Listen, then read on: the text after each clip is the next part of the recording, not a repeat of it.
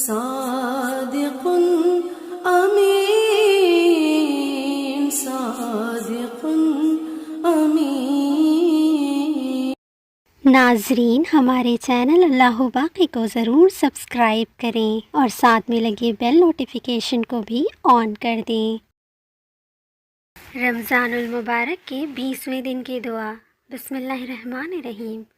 اللہم افتح لی فیہ ابواب الجنان واغلق عنی فیہ ابواب النیران ووفقنی فیہ لتلاوت القرآن یا منزل السکینۃ فی قلوب المؤمنین۔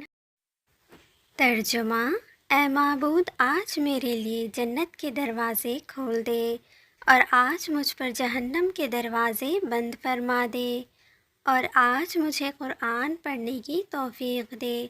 اے ایمانداروں کے دلوں کو تسلی بخشنے والے۔ O Allah, open for me in it the gates of the gardens, close for me in it the gates of the fires. Enable me in it to recite the Quran, O one who sends down calm to the hearts of the faithful.